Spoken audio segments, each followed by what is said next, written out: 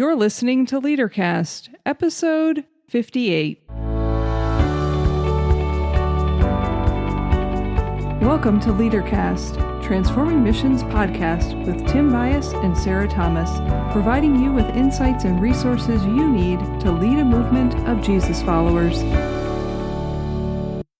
This episode of LeaderCast is brought to you by the resources of Transforming Mission. You can find resources for this episode at transformingmission.org/058. For the past 3 episodes, we've been talking about rumbling with vulnerability. We're going to continue that theme in this episode, asking the question, am I ready to rumble with vulnerability?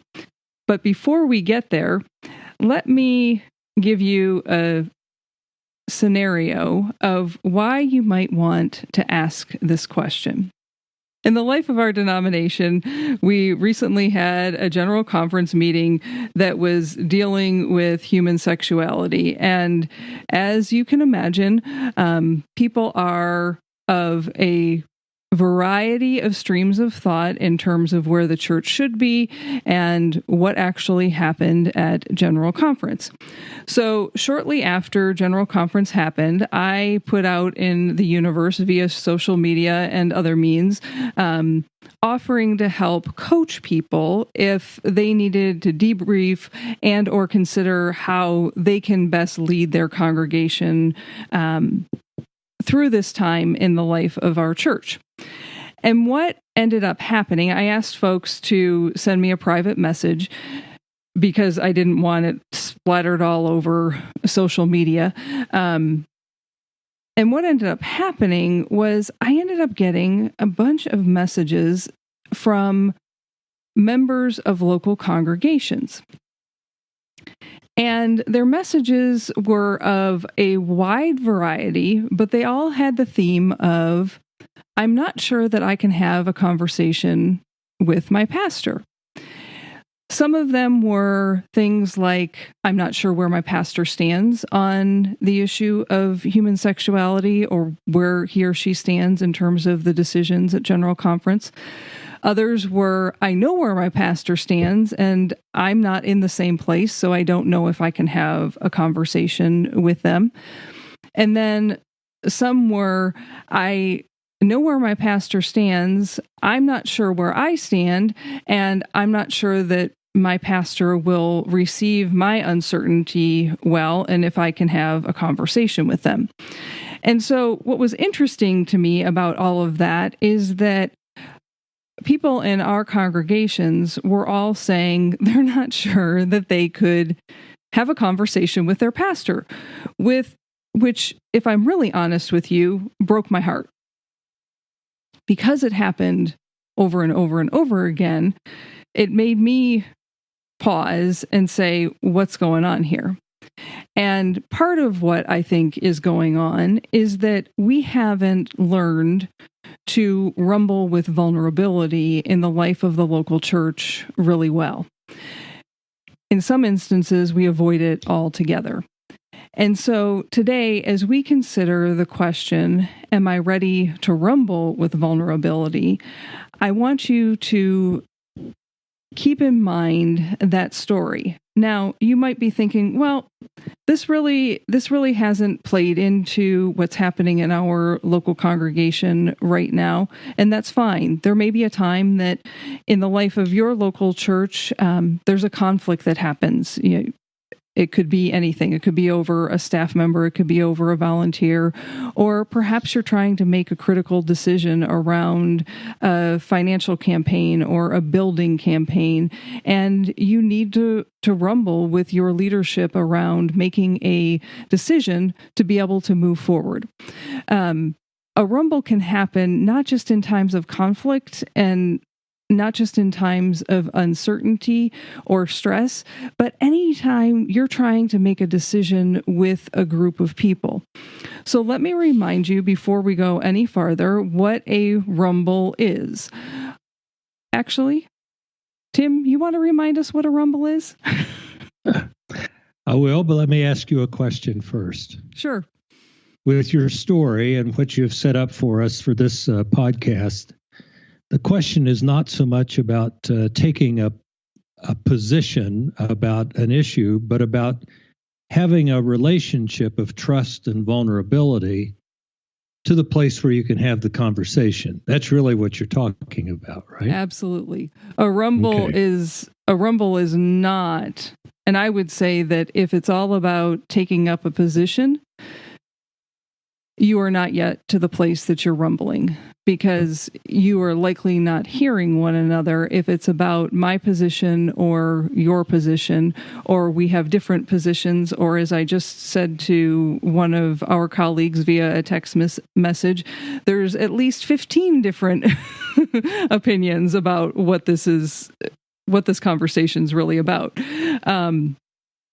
So all I was trying to do as we step into this is that we're talking about trust and vulnerability, which is a basis of a relationship, which, if that's not there, if those things aren't present, then it's going to be difficult to have the rumble.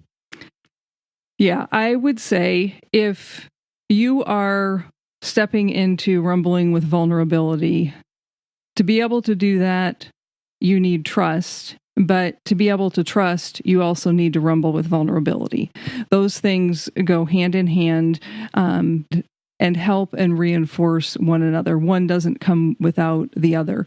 The key of what you're also pointing to, Tim, is the relationship. That if people are not in relationship with one another, it's going to be really hard to have a rumble, because you're going to see the person that is sitting next to you, and I'm saying it intentionally that way, you'll know why in just a minute, as an issue, as a stance, as a position, not as a person. So you asked me to talk about what a rumble is.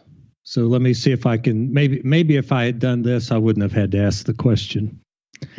A rumble says, let's have a real conversation, even if it's tough. And the point of doing that is that it by intention is setting the boundaries and behavior of how we're going to enter into conversation. So the rumble is a discussion, a conversation, a meeting defined by a commitment to do the following. We are going to lean into vulnerability. We're going to stay curious and generous. We're going to ask the questions, and we're going to be treating people the way we like to be treated. We're going to step into and stick with the messy middle, as we call it, and to be fearless in owning our own parts. So it's not a matter of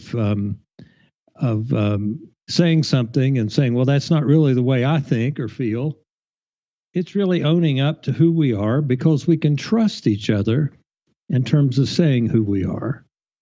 And so that means that we're listening with the same passion with which we want to be heard. Again, you've heard me say this.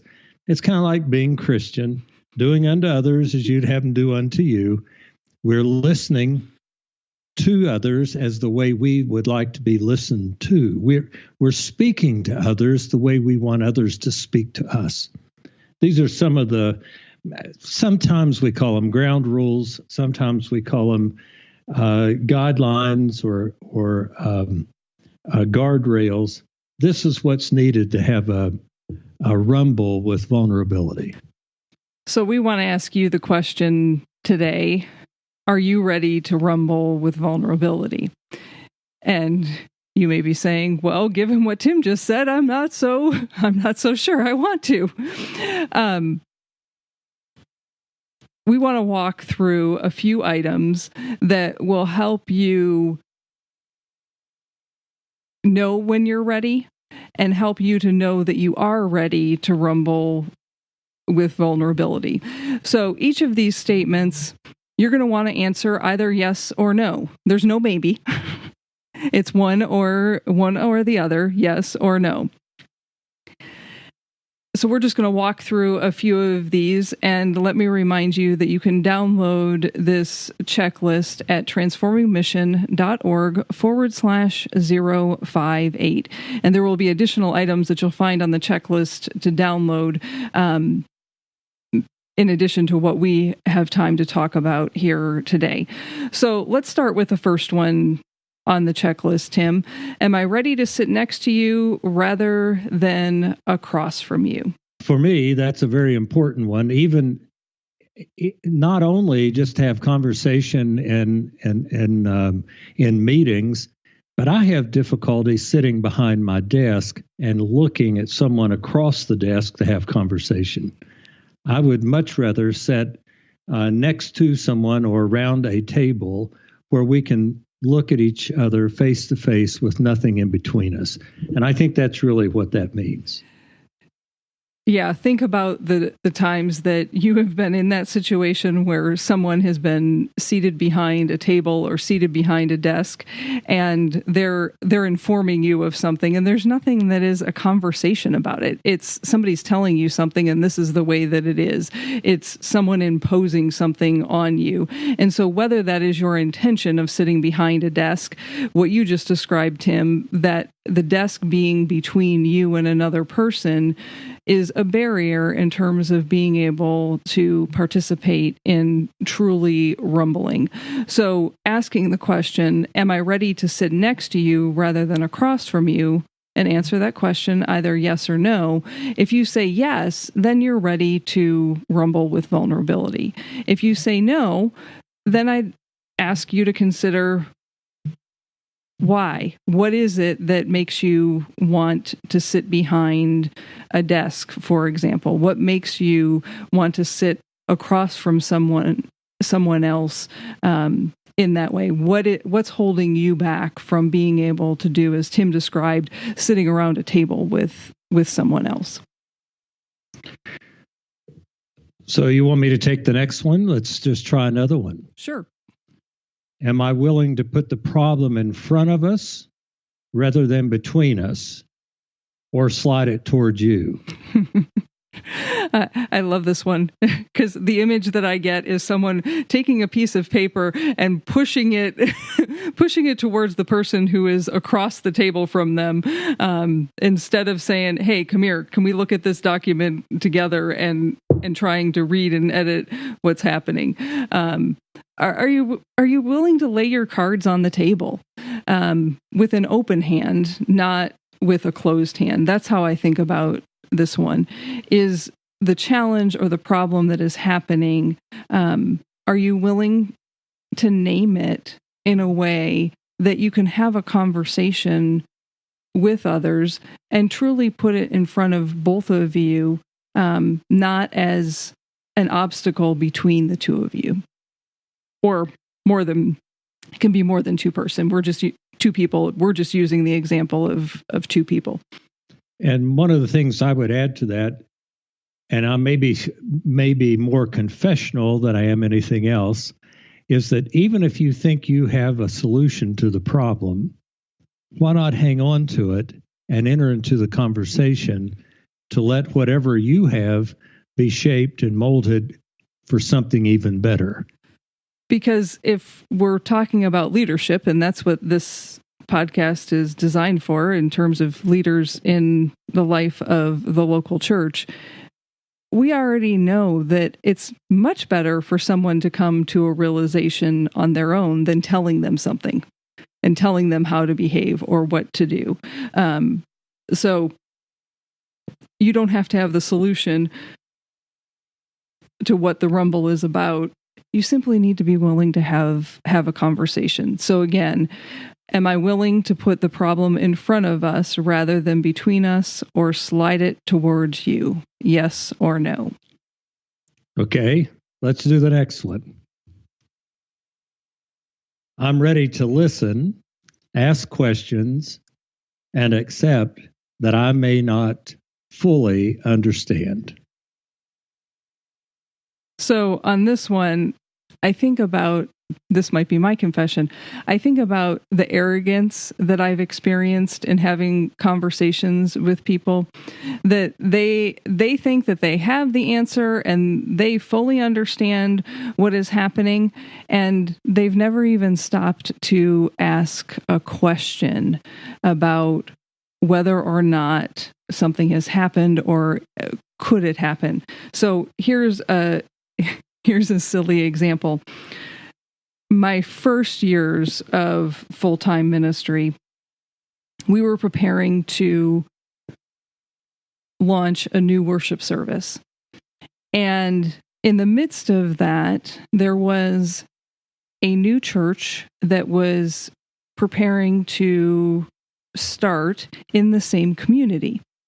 In the midst of all of that, I had a meeting with my district superintendent, and I can't remember if it was my annual one-to-one or if it was a special meeting that we set up because of this new church and because of the worship service that we were starting. I really don't remember the particulars of it.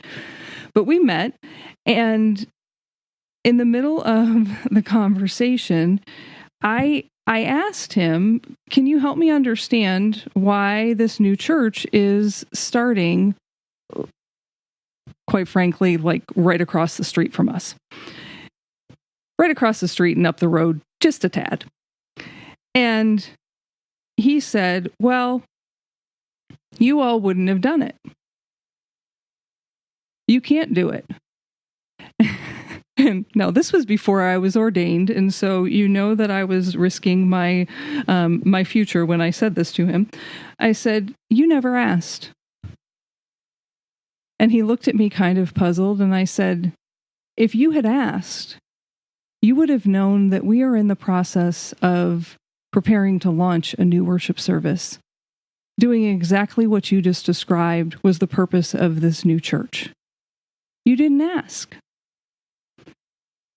And that was an example for me of someone who, at that point in time with me, so all of those circumstances happening at once, really, I didn't receive that conversation as someone who was ready to listen, to ask questions, or ready to accept that he didn't fully understand the whole of what was happening in the life of that particular local church. So the other way that I describe this one is you make up things that you don't know. So are you ready to listen, ask questions, and accept that you may not fully understand? You might not have the full picture. You might not have all of the details. And Sarah, wouldn't you say it's okay to acknowledge that you do not understand? I don't understand totally, but I'll be able to ask the questions and listen to what you say so that I can have a greater understanding. Yeah, and that is all that is needed with each one of these. So let's back up to where we began. Walking through these items on this checklist, it's not that you are 100% proficient in doing every single one of these things. It is more about your intention and your willingness to do these things. So, are you willing to listen? Are you willing to ask the questions? Are you willing to say, you know what? I just don't understand. I'm trying, but I don't understand. At the risk of telling another story, can I tell another story? Because it relates particularly to the issue going on in the United Methodist Church. So the way you respond to me, can I stop you? No. No, go ahead. When I was at General Conference in 2016, I was sitting in a committee meeting room. So this was the first week of General Conference that the committees were doing their work. And one of the paragraphs in our book of discipline around human sexuality and specifically homosexuality came up for discussion in this particular committee.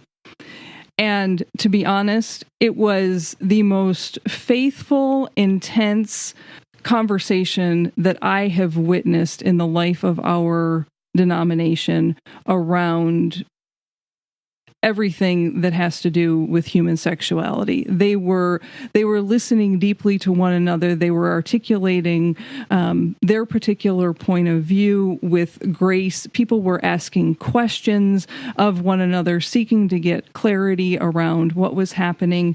And up until that point, most of the people who had spoken were people from the United States. Still differing theological perspectives, but all from the United States. And then a woman from Africa, which I wish I could remember what her name was. I don't.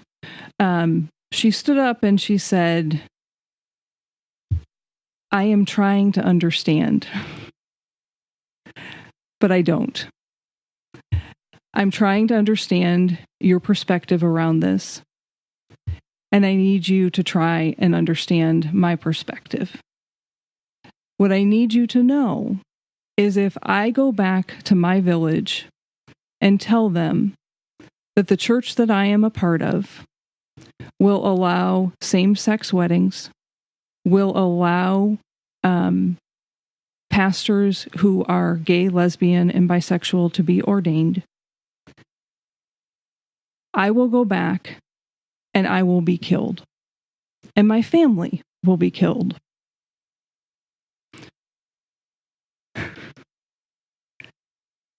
Now,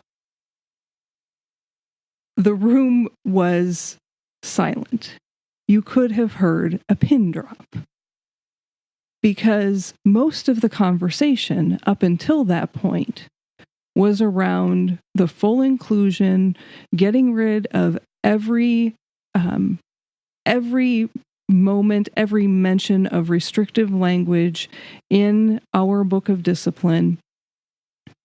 And here was a delegate from one of the central conferences in Africa offering a very different perspective.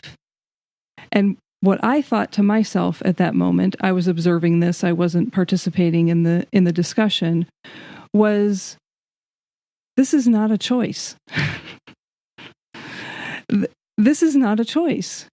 You cannot ask me to say to my friend who might want to marry his gay son and his partner and tell him yes or no, he can or he can't, or to send this woman back to her country and say, yeah, your life is worthy, or no, your life and your family's life is not worthy. That is not a choice that we should be making. Because those are horrible options. How can you honor and celebrate a humanity, God's creation, and have those as choices? It's not a choice. And so the conversation continued along the lines of the statement that we just talked about. People were ready to listen. People were asking questions, and people didn't fully understand. And if I'm honest, sitting here today recording this podcast, I still don't fully understand how someone's life and their family's life could be taken simply because of a sentence in a book of discipline for a denomination. And yet that was her reality. That's part of the reason we rumble. Exactly. And I would say, I didn't have the language back in 2016 of a rumble. I would say that committee was doing their very best to rumble with vulnerability. They were staying present to one another. They were listening. They were asking questions. They were placing the challenge in front of them as best as they could articulate it. And oh, by the way, they named the challenge in lots of different ways. And that was part of the challenge, is until we can come to a place where we can agree on what the challenge before us is and what it's about. We're having 15 different conversations. We're not having one. So what's the next item on the checklist, Tim? Well, we know that we're ready to rumble when we can have a conversation without shaming or blaming. Since you've been telling a story, let's see if I can tell one.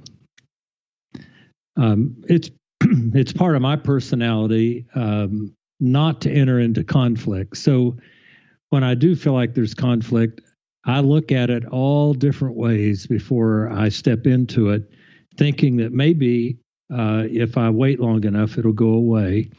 And maybe it never does. It never does, and that's my opinion is part of the reason we're where we are in the church today. But just something that might be just a simple way, and that is there was a time in which I was a part of a larger group and didn't always see eye to eye with everybody in the group, but yet we were having healthy conversation. And each of us in the group had different responsibilities for the group, where we engaged one another in our responsibilities around the table. And I noticed that one time when those responsibilities, one person who I'd had some conversation with that had not gone necessarily in a good way, and putting together the responsibilities for the group had left me out. What I had to decide to do at that point, I began to think about it. What am I going to do? And what I wanted to do was to say this person didn't particularly care for me, or because of what they thought of me, they left me out. Maybe not intentionally, but because they try not to think of me, they left me out. But what I had to do, or what I decided to do and I'm going to put this in the context of what we've been talking about in terms of leadership. As a leader, what I did was to approach that person and say, may we have a conversation? And then laid out my thought and feeling at that point, not in terms of blaming anyone or saying you shouldn't have done that, or I guess I know how you really think about me, but put it in a context of saying we all have responsibilities, and I know that somewhere in this that I have a responsibility, and I see that that at this point I don't. And if that's the way it's supposed to be, that's great. And if it's supposed to be, I'm willing to step into it. And that person immediately said to me, "Oh my goodness, I didn't mean to leave you out." What I tried to do at that was not to shame somebody if you didn't do what you were supposed to do, or blame somebody that way, making them feel guilty. What I tried to do was to create a space where we could step into it, and if there was anything between us, we could take care of it in a positive, I'm going to say healthy way. So that's part of what we talk about in terms of rumbling. Isn't that we rush in and say, you didn't do this or you should have done that, but it's really creating a space where we can say, why don't we try this? Does that make sense? It makes wonderful sense. And so the stories that we're sharing with you today along this checklist are really intended to help you engage with this checklist in ways that really assess, where are you at? Are you ready to rumble with vulnerability? And you are the only one that can answer that. So, as we've done in previous episodes, we've got a homework assignment for you, or another tool for your toolbox around rumbling with vulnerability. And it's in the form of a checklist asking yourself, are you ready to rumble with vulnerability? We've walked through a few of the items on that checklist. There are double the number of items on the checklist that you'll download. And you can find a link to that at transformingmission.org/058. You'll also find a link to 10 reminders for Christian leaders during times of stress and anxiety that may help you to navigate your own life with God during this season of ministry or during any season of stress and anxiety in ministry. So once again, you can download Am I Ready to Rumble? The Checklist, another resource for leaders brought to you by Transforming Mission to help you deepen your relationships with Christ, your congregation, and the community, all so you can lead a movement of Jesus followers. Bye for now.